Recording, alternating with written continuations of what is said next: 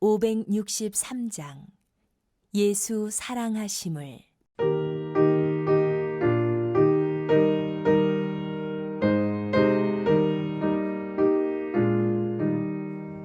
예수 사랑하심을 성경에서 배웠네.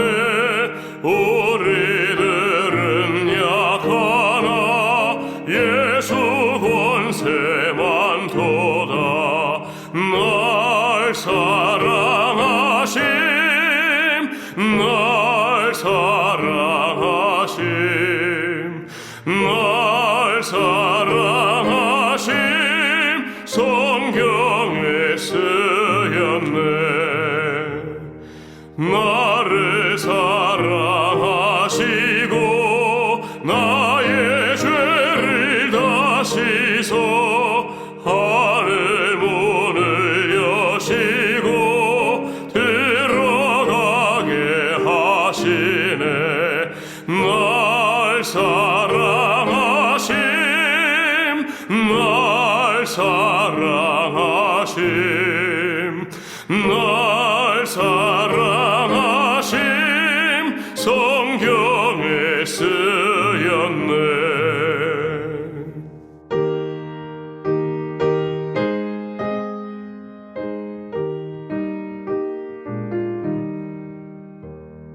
내가 연약할수록 더욱 귀히 여기사 높은 보좌 위에서 낮은 나를 보시네. 날 사랑하심, 날 사랑하심, 날 사랑하심, 성경에 쓰였네.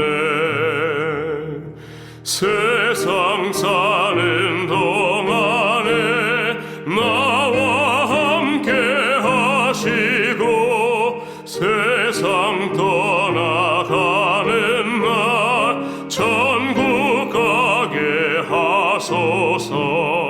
날 사랑하심, 날 사랑하심, 날 사랑하심, 성경에 쓰였네.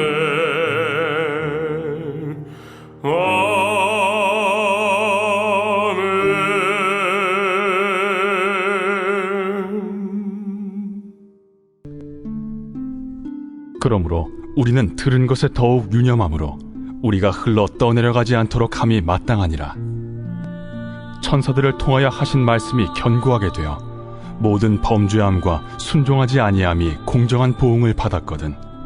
우리가 이같이 큰 구원을 등한히 여기면 어찌 그 보응을 피하리요. 이 구원은 처음에 주로 말씀하신 바요 들은 자들이 우리에게 확증한 바니 하나님도 표적들과 기사들과 여러 가지 능력과 및 자기의 뜻을 따라 성령이 나누어 주신 것으로서 그들과 함께 증언하셨느니라. 하나님이 우리가 말하는 바 장차 올 세상을 천사들에게 복종하게 하심이 아니니라. 그러나 누구인가가 어디에서 증언하여 이르되 사람이 무엇이기에 주께서 그를 생각하시며 인자가 무엇이기에 주께서 그를 돌보시나이까. 그를 잠시 동안 천사보다 못하게 하시며 영광과 존귀로 관을 씌우시며 만물을 그 발 아래에 복종하게 하셨느니라 하였으니 만물로 그에게 복종하게 하셨은즉 복종하지 않은 것이 하나도 없어야 하겠으나 지금 우리가 만물이 아직 그에게 복종하고 있는 것을 보지 못하고 오직 우리가 천사들보다 잠시 동안 못하게 하심을 입은 자 곧 죽음의 고난 받으심으로 말미암아 영광과 존귀로 관을 쓰신 예수를 보니 이를 행하심은 하나님의 은혜로 말미암아 모든 사람을 위하여 죽음을 맛보려 하심이라. 그러므로 만물이 그를 위하고 또한 그로 말미암은 이가 많은 아들들을 이끌어 영광에 들어가게 하시는 일에 그들의 구원의 창시자를 고난을 통하여 온전하게 하심이 합당하도다. 거룩하게 하시는 이와 거룩하게 함을 입은 자들이 다 한 근원에서 난지라. 그러므로 형제라 부르시기를 부끄러워하지 아니하시고 이르시되 내가 주의 이름을 내 형제들에게 선포하고 내가 주를 교회 중에서 찬송하리라.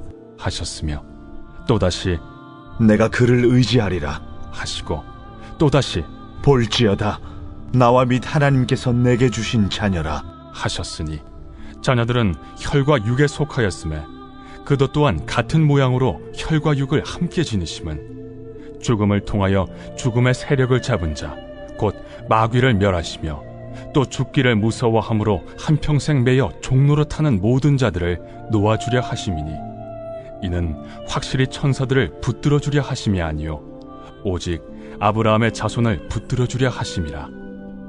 그러므로 그가 범사의 형제들과 같이 되심이 마땅하도다. 이는 하나님의 일에 자비하고 신실한 대제사장이 되어 백성의 죄를 속량하려 하심이라. 그가 시험을 받아 고난을 당하셨은즉 시험 받는 자들을 능히 도우실 수 있느니라.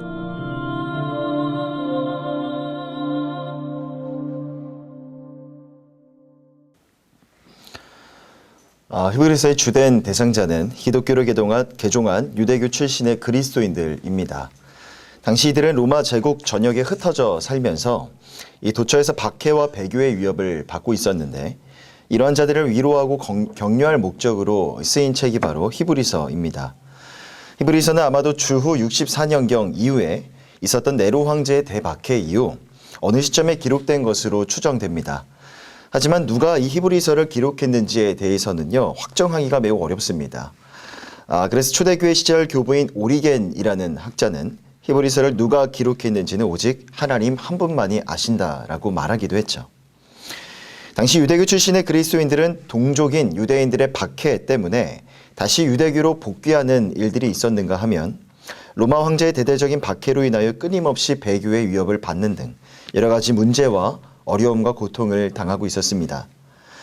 그러므로 히브리서는 그런 성도들에게 계속해서 믿음 가운데 승리할 것을 권면해주고 있고요. 더 나아가 예수 그리스도야말로 구약의 제사와 제도를 완성하신 유일무이한 대제사장이심을 가르쳐주고 있습니다. 특별히 본서를 살펴보면 구약시대 율법과 각종 제사들이 언급이 되고 있는데 그것이 신약시대에 이르러서 그리스도 안에서 어떻게 성취가 되었는가, 히브리서는 그것을 매우 실증적이고 변증적으로 보여주고 있습니다. 그러기에 히브리서만큼이나 구약 성경의 구절이나 구약의 제사 제도를 많이 언급하고 있는 성경도 드물죠. 오늘 본문 히브리서 2장에서 히브리서의 기자는 예수 그리스도로 말미암는 구원을 더욱더 굳게 붙잡을 것을 강조하고 있습니다. 전장에 이어서 계속해서 큰 구원이 되시는 예수 그리스도에 대해서도 설명하고 있죠. 히브리서의 기자는 매우 권고적인 어투로 편지를 쓰고 있습니다. 먼저 1절을 보면 그러므로 우리는 들은 것에 더욱 유념함으로 우리가 흘러 떠내려가지 않도록 함이 마땅하니라 라고 말합니다. 여기서 들은 것이라고 하면 예수 그리스도의 복음을 의미합니다. 보다 더 구체적으로 말하면 그리스도께서 성취하신 구원에 대한 모든 말씀들을 의미하죠. 즉 성도들이 그리스도 예수 안에서 그에 관하여 들은 것들이 있는데 히브리서의 기자는 성도들이 그것을 쉽게 잊어버리지는 않을까 염려했던 것입니다. 그래서 히브리서 기자는 앞서 1장에 나왔던 하나님이 지으신 영적인 피조물인 천사에 대해서 언급했는데 천사와 그리스도를 비교하면서 그리스도가 절대적으로 우월하다는 사실을 논증했죠.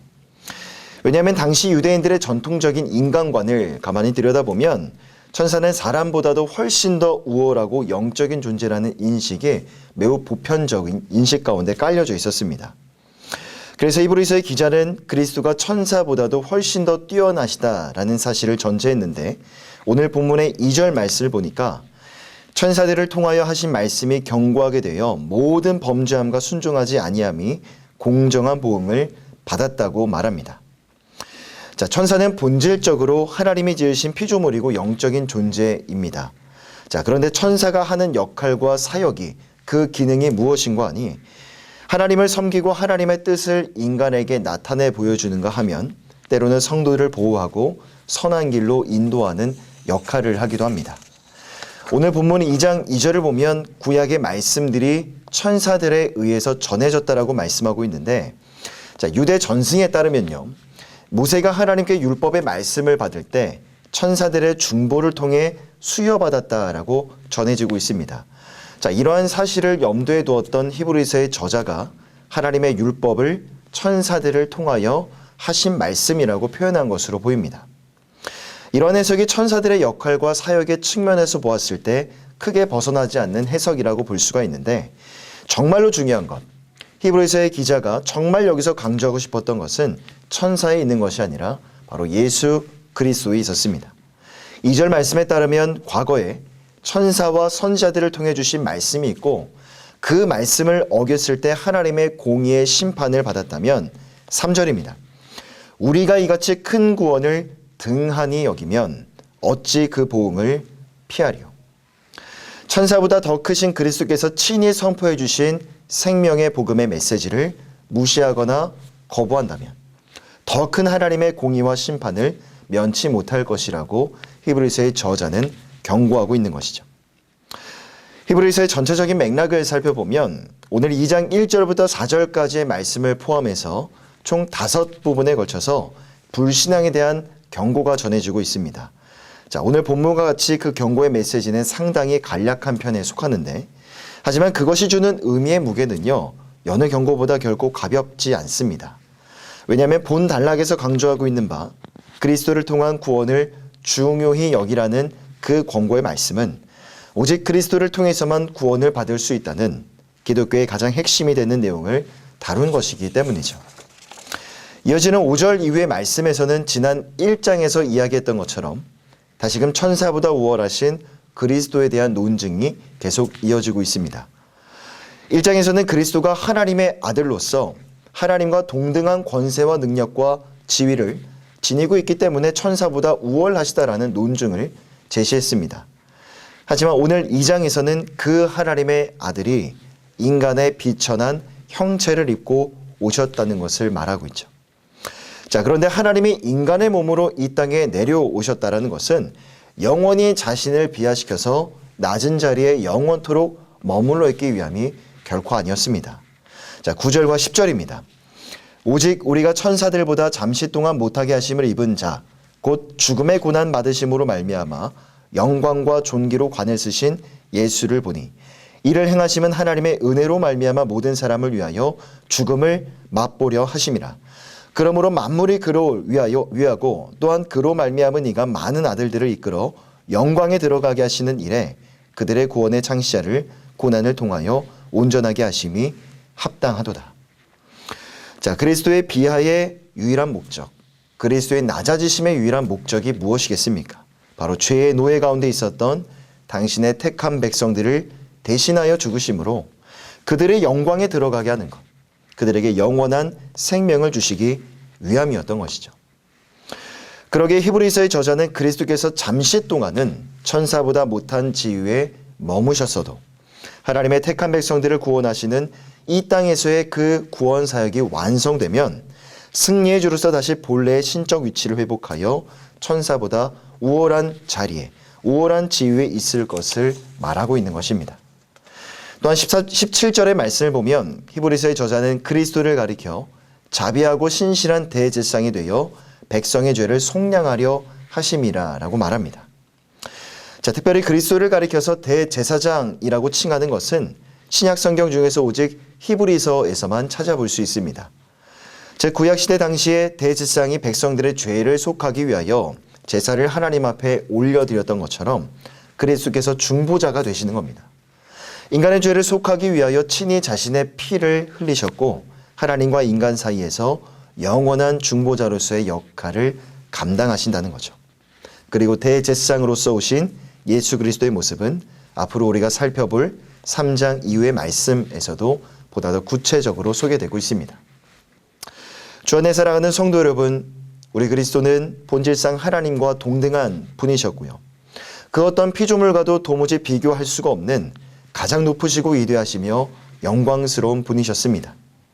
그런데 죄와 어둠 속에서 영원히 죽을 수밖에 없었던 우리들, 당신의 백성들을 긍휼히 여기사 영원한 생명을 주시기 위하여 비천한 인간의 몸을 입으시고 이 땅에 오신 것이죠. 하늘의 영광과 위대함을 버리시고 당신의 백성들을 위해서 고난과 질고를 대신 받으셨다라는 것. 신이 인간을 위해서, 인간을 구원하기 위해서 대신 죽으셨다라는 이 교리는 다른 어떤 종교에서도 찾을 수가 없는 기독교에서만 존재하는 절대적인 교리입니다. 당시 유대인들의 논리는 이러했을 것입니다. 천사보다도 못한 존재가 바로 인간이란 존재인데 어찌 하나님이 비천한 인간의 몸을 입을 수가 있다는 말인가. 유대인들은 그리스도의 거룩하고 고결하신 그 자기의 비하를 가지고 그것을 그리스도를 따르지 않고 믿지 않고 부인하는 논거로 삼았던 것이죠. 하지만 오늘날 우리는 그 그리스도의 자기 비하를, 그리스도의 십자가의 복음을 우리 삶의 어떠한 근거로 삼을 수 있겠습니까? 그것은 바로 감사입니다. 근본 하나님의 본체셨지만 나를 구원하시기 위해서 스스로 낮아지신 그리스도를 항상 깊이 묵상하면서 감사하며 그 묵상과 감사에 합당한 삶을 우리의 삶의 자리에서 살아가야 하는 것이죠. 나를 찾아와 주신 그 사랑, 창세전에 나를 선택해 주신 그 놀라우신 은혜가 아니었다면 오늘 내가 어떠한 모습으로 살아가고 있을까? 오늘날 내가 얼마나 절망적인 모습으로 살아가고 있을지 누구보다도 우리 스스로가 잘 알고 있지 않습니까? 오늘 하루를 살아가시면서 또 한 주의 삶 속에서 우리를 향한, 우리를 찾아와 주신 그리스도의 놀라우신 은혜와 사랑을 깊이 묵상하시는 은혜가 있으시기를 바랍니다. 특별히 이 새벽 히브리서의 말씀 안에서 복음의 진리로 더욱더 무장하시고 어떤 유혹에도 어떠한 영적인 공격에도 절대 흔들리지 아니하는 구원의 확신을 지니시기를 바랍니다. 그리고 어떠한 삶의 문제 속에서도 우리 가운데 찾아와 주신 그리스도를 깊이 생각하시고 구원받은 백성다운 모습으로 승리하며 살아가시는 이 새벽의 모든 성도님들 다 되시기를 주님의 이름으로 간절히 부탁드립니다. 기도하겠습니다. 사랑과 은혜가 풍성하신 하나님, 죄와 허물 가운데 죽을 수밖에 없는 자들이었지만 그런 우리를 불쌍히 여기시사 우리에게 찾아와 주셔서 영원한 생명을 허락해 주시니 감사를 드립니다. 어리석고 우매했던 유대인들은 그 그리스도의 거룩하고도 고결한 그 자기 비하를 그리스도를 믿지 않고 따르지 않는 그 근거로 삼았지만 오늘날 우리의 삶 가운데 찾아와 주신 그리스도의 그 은혜와 사랑을 깊이 묵상하며 그 복음 앞에서 다시 한번 감사와 찬양을 올려드립니다. 우리 삶의 모든 순간 속에 우리 가운데 찾아와 주신 그리스도의 은혜와 사랑을 날마다 깊이 묵상하며 매일매일의 삶 속에서 그 은혜의 영광을 찬양하고 송축하는 우리들의 삶이 되어줄 수 있도록 인도하여 주시옵소서. 이 새벽에 또한 우리의 마음에 있는 염려와 근심들을 다 주님 앞에 내려놓고 간절히 기도하며 나아갑니다. 언제나 우리를 불쌍히 여기시고 우리의 형편을 돌아봐 주시고 우리의 삶을 붙드시고 주관해 가시는 그 하나님의 신실하신 은혜와 섭리로 우리의 삶을 통치하여 주시고 아버지 우리의 삶 가운데 부어주시는 은혜와 사랑을 삶의 자리에서 기도의 응답을 통하여 목도하는 복된 은혜가 가득한 하루의 삶과 앞으로의 한 주 동안의 삶이 되어줄 수 있도록 축복하여 주시옵소서. 감사드리며 우리 주 예수 그리스도의 이름으로 간절히 기도하오며 지금은 우리 주 예수님의 은혜와 하나님의 사랑하심과 성령 하나님의 교통하심의 은혜가 오늘도 우리의 삶 가운데 찾아오 주신 그리스도의 은혜와 사랑을 깊이 묵상하며 날마다 감사와 찬양으로 예배하며 나아가기를, 예배하며 살아가기를 결단하고 소망하는 예수 믿는 성도들 머리에 이 은혜가 영원토록 함께 있을지어다. 아멘.